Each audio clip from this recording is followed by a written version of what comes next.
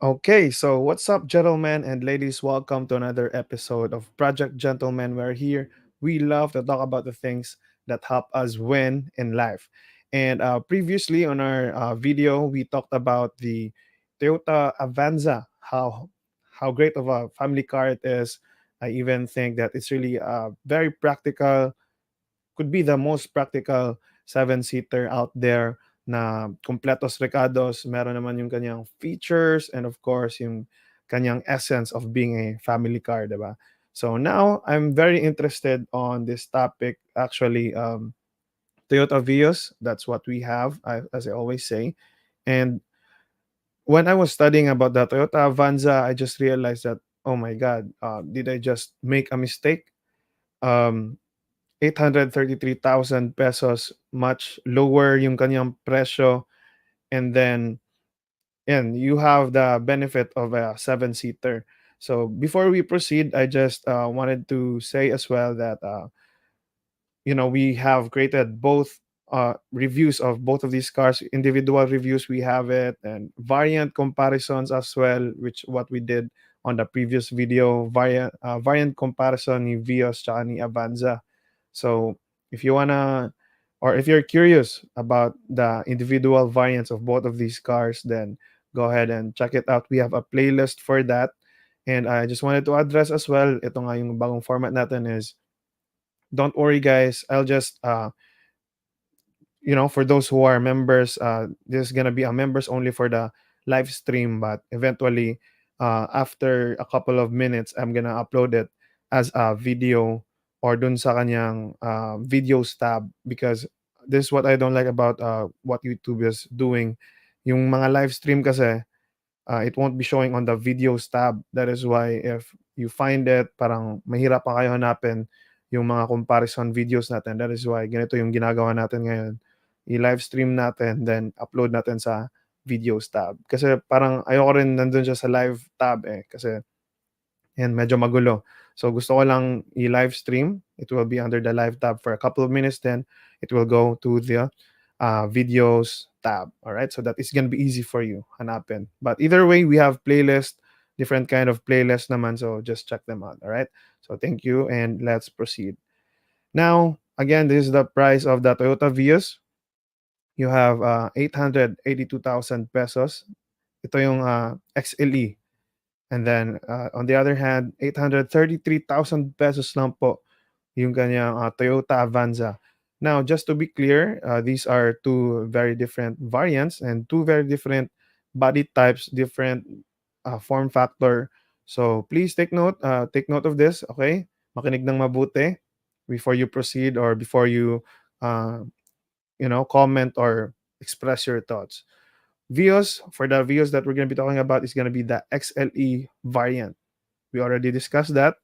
And sa other hand, Avanza, si J variant. Ito yung pinaka base model ni Avanza as of the moment, okay? So if you're gonna go to a Toyota, you're interested in buying this car, then ito yung dalawang pag-uusapan natin. Alright, XLE, for the features that it has, nakamatic po ito. Ayan, ito yung price.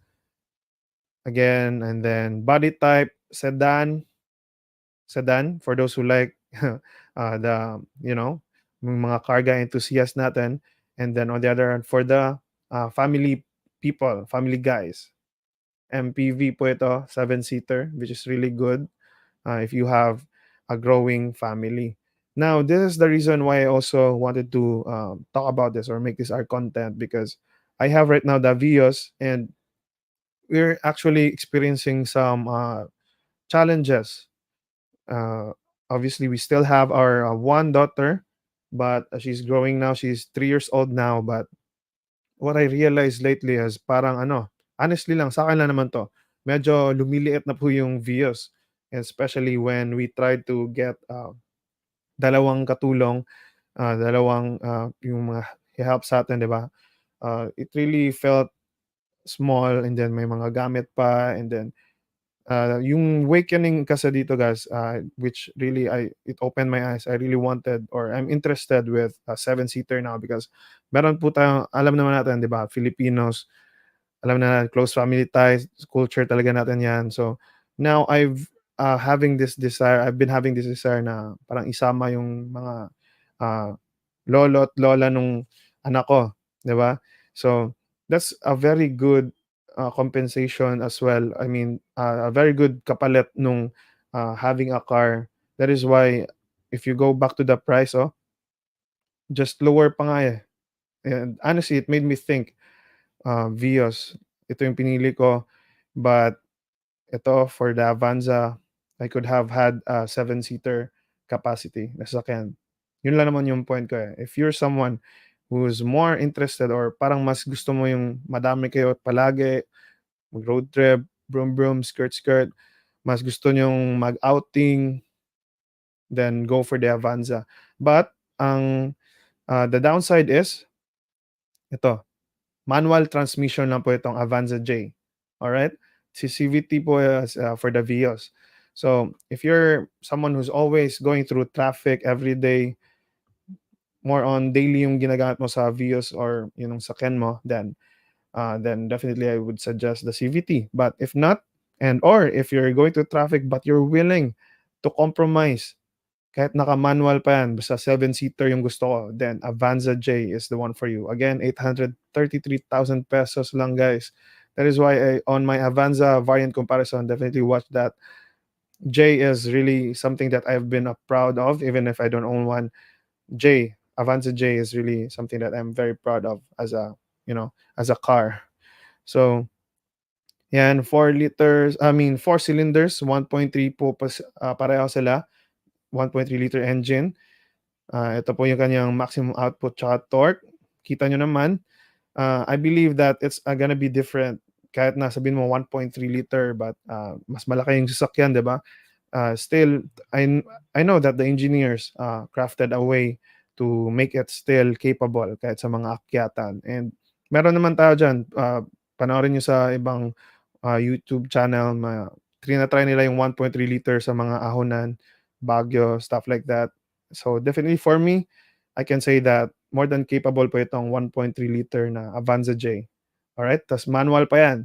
So medyo confident ka, or I mean, in my case, I'm confident with the arangkada. Yan po sa kanyang engine. Now, headlights tsaka fog lamps, yan, LED po yung Avanza J natin, LED, malaking factor po yan. Kaso wala siyang, fog lamps. Hindi po itong nasa picture, but, um, unlike with the Vios XLE, LED yung kanyang fog lamps. But again, LED yung headlights dito sa Avanza, so puwede na, sosyal na po yan, and, add ka na lang ng aftermarket LED fog lamps, okey? Yan, kita nyo, ito po yung picture natin. And then, the LED split type ng Avanza. Alright? So, side mirrors, power adjustable lang po sila pareho. Walang lamang dito. Wala pong auto folding side mirror sa kanila pareho. Ground clearance, lamang na lamang, obviously, si Avanza. Ito yung nagustuhan ko rin. It made tempting talaga yung Avanza dahil dito sa kanyang 180 millimeters na ground clearance, guys. Sobrang laking tulong po niyan compared sa Vios na laging sumasayad.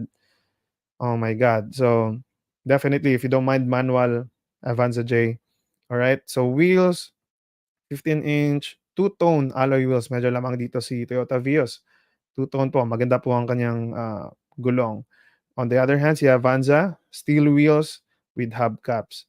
So, actually, nandun po sa Avanza comparison natin yung mga details nitong itsura ng mga, yung actual na appearance po ng sasakyan. Ayan, pakita ko sa inyo na lang, I included it here in the pictures.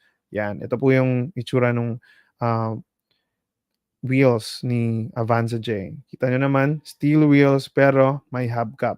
So, hindi na masyadong halata, 'di ba? Sobrang puwede na. Infotainment system, both of them have the same touchscreen display, which is nice. But si Toyota Vios XLE lang po ang merong Apple CarPlay and Android Auto, which is para sa akin, big deal, a little bit, big deal sa akin 'yun. And, ito naman si Avanza medyo low tech actually, pero, you can invest on, those ano, may nabibili naman aftermarket, alright? 'Yan. Touchscreen, display for Vios XLE po ito. Ito po yung sa akin. Napakaganda po niyan interface ni Apple CarPlay, gustong-gusto ko. But, for Avanza J, ito po. Yan, simple lang, basic, more than enough. Puwede na rin, 'di ba? So, aircon controls naman, for Vios, manual or knob type, and then for Avanza, digital, which is dito naman, lamang naman si Avanza dito, guys. Yan, mas sosyal po yung kay Avanza, ito yung kay Vios XLE. Pero honestly, compare dito, digital. Honestly guys, mas ano 'to, convenient ito in terms of, usage. Mas convenient po ang, knob type. Sa'kin lang naman, but if you can, set naman dito for the digital, for Avanza J, if you can set it, then no problem. Keyless entry, good news, keyless entry po pareho. You have remote access to the doors. Reverse camera, wala po yan pareho. I built one for mine, as I always, recommend to you my best accessories playlist. Nandun po yung mga ginamit natin. Tayo lang po nag-install, DIY. Rear parking sensors, both of them don't have it. Sayang. So, you can install one on yours. Hill start assist, pareho naman silang meron. Speed sensing door locks. Ito, this is what I like about the Avanza, because even the base model niya may speed sensing door locks. So, di mo namalayan, 'di ba? Minsan nagmamadali tayo, then meron pang bata, 'di ba? Meron tayong mga kids. So, I'm happy that Toyota really made this a priority, itong speed sensing door locks, because yan, in case malimutan natin, then we don't forget na nala yung door locks natin. Yan 'no. Avanza J has this, sofa mode, I mean the long sofa mode, ayan. Kita niyo naman si, mommy dito nag-e-enjoy, ayan, chill-chill lang siya sa likod, having the greatest time of her life, enjoying family. Ito yung nagustuhan ko kay Avanza din, that's why highly recommended talaga sa'kin si Avanza. Even the J variant, you have the long sofa mode, yan 'no. You can go camping or yan nga, road trip, just enjoy time with family. Nakakaano talaga. It's really a great advantage. That's why I love the Avanza and even the Velos. Okay? Again, yan for its price. So Toyota Vios versus Toyota Avanza. Ano bang pipilian nyo with this both of these prices? Let me know in the comment section. So to close, ito nga ang ating difference nila. Just the CVT, or I mean Matic, mas relax ka ng konti with the Vios. But if you don't mind the manual, which is also fun to drive naman yon, meron ka pang 7-seater na capability. So which one of these two do you like, guys? Let me know in the comments. That's it for this video. I really appreciate everyone. Thank you so much, guys, for watching. See you on the next topic. Keep keep grinding, keep working hard. Let's continue doing our best with our jobs and our family. And if we seek God first and make Him the King of our lives, then all of our needs will be added unto us. Thank you for watching. See you in the next one. Bye.